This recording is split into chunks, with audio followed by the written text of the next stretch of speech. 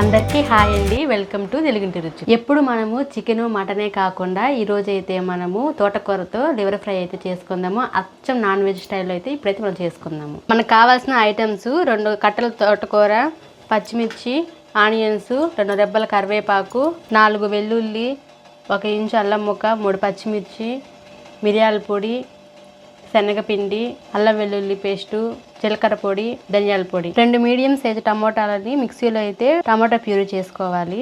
ఇవేనండి మనకు కావాల్సిన ఐటమ్స్. నేనైతే 2 తోటకూర కట్టల్ని ఉల్చుకొని కాడలతో సహా 2-3 సార్లు వాష్ చేసి పెట్టుకున్నానండి.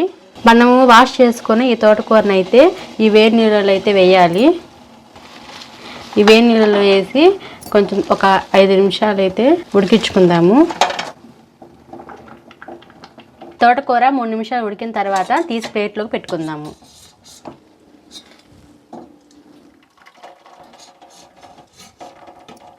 తోటకూర అయితే చల్లారిందండి. ఇప్పుడు ఈ తోటకూరని మిక్సీలో వేసుకుందాము. ఇందులో 4 వెల్లుల్లి, 1 ఇంచు అల్లం ముక్క, 3 పచ్చిమిర్చి ఇలా మధ్యకి తుంచుకొని వేసుకోవాలి. 1 స్పూన్ జీలకర్ర పొడి, 1 స్పూన్ ధనియాల పొడి, వీటన్నిటిని మెత్తగా మిక్సీ పట్టుకోవాలి. ఇలా మెత్తగా మిక్సీ పట్టుకోవాలండి తోటకూరని. ఇప్పుడైతే మనం గిన్నెని తీసుకొని మనం మెత్తగా మిక్సీ పెట్టుకున్న ఈ తోటకూర పేస్ట్ని అయితే ఇందులో వేసుకుందాము. ఇప్పుడైతే ఇందులో కప్పు శనగపిండి అయితే వేసుకుందాము. ఇందులో రుచికి తగ్గ సాల్ట్ అయితే వేసుకుందాము. ఇప్పుడు ఈ పిండి సాల్ట్ అంతా కలిసేలాగా ఒకసారి అయితే కలిపేసుకుందాము. పిండి ఇలా మెత్తగా కలుపుకోవాలి. మరీ గట్టిగా కాకుండా మరీ పలచగా కాకుండా మీడియంగా కలుపుకోవాలండి. శనగపిండి అనేది ఇలా ఉండలు లేకుండా మెత్తగా చేసి మొత్తం అయితే కలిపేసుకోవాలి. ఇప్పుడు నేను చూపించిన విధంగా ఇలా అయితే మరీ మెత్తగా కాకుండా పలచగా కాకుండా ఇలా మీడియంగా అయితే కలుపుకోవాలండి. ఇప్పుడైతే మనం కలిపి పెట్టుకున్న మిశ్రమాన్ని అయితే ఇడ్లీ పాత్రలో అయితే పెట్టేసుకోవాలి. వీటికి నెయ్యి కానీ నూనె కానీ పూసుకోవాలి అడుగంటకుండా.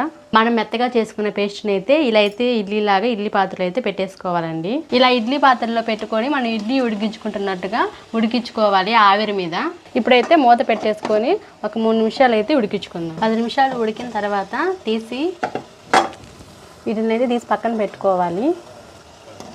ఇప్పుడైతే చల్లారిన తర్వాత వీటిని అయితే తీసి పక్కన పెట్టుకోవాలండి. వీటిని అయితే చిన్న చిన్న ముక్కలుగా లివర్ ముక్కలుగా అయితే కట్ చేసుకోవాలి. ఇలాగా మనకు కావాల్సిన సైజులో అయితే కట్ చేసుకోవాలి. మొత్తం మనమైతే ఇలా కట్ చేసి పెట్టుకోవాలి ముక్కలుగా. ఇప్పుడైతే చూడండి లివర్ కలర్లో లివర్ లాగా ముక్కలు అయితే కట్ అయిపోయి వీటిని అయితే డీప్ ఫ్రై చేసుకుందాము. ఇప్పుడు వేరొక బాండ్లు పెట్టుకొని అందులో 2 టేబుల్ స్పూన్ల ఆయిల్ అయితే వేసుకొని వేడెక్కాక ఇందులో 1/2 స్పూన్ జీలకర్ర వేగిన తర్వాత మీడియం సైజు 2 ఆనియన్స్ అయితే కట్ చేసుకొని వేసుకోవాలి. ఇందులో 1 రెబ్బ కరివేపాకు, 4 పచ్చిమిర్చి సన్నగా కోసుకొని వేసుకోవాలి. ఇప్పుడు వీటన్నిటిని దోరగా వేపుకోవాలండి సిమ్లో పెట్టుకొని. ఆనియన్స్, పచ్చిమిర్చి ఇవన్నీ బ్రౌన్ కలర్లోకి వచ్చేంత వరకు సిమ్లో పెట్టుకొని వేపుకోవాలి. ఇప్పుడు ఇందులో 1 స్పూన్ అల్లం వెల్లుల్లి పేస్ట్ వేసుకొని పచ్చివాసన పోయేంత వరకు వేపుకోవాలి. పచ్చివాసన పోయిన తర్వాత కారము, కొంచెం పసుపు, 1 స్పూన్ జీలకర్ర పొడి, 1 స్పూన్ మిరియాల పొడి, 1 స్పూన్ ధనియాల పొడి ఇవన్నీ వేసుకొని బాగా కలిసేలాగా వేపుకోవాలి.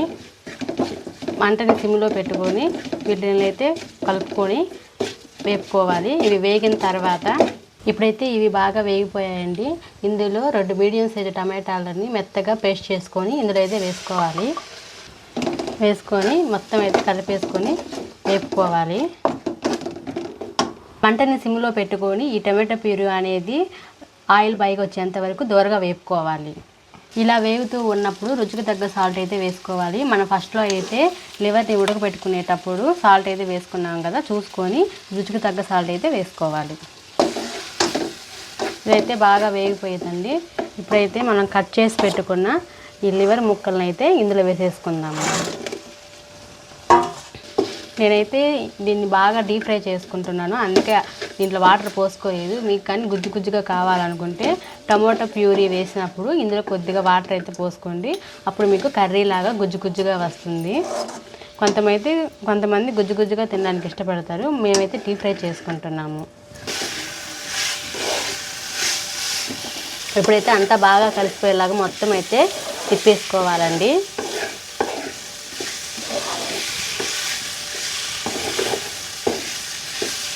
అంతేనండి, లివర్ ఫ్రై రెడీ అయిపోయింది. ఇప్పుడైతే లాస్ట్లో ఇందులో అయితే కొత్తిమీర అయితే వేసుకొని ఒకసారి అయితే మొత్తం కలిపేసుకుందాము.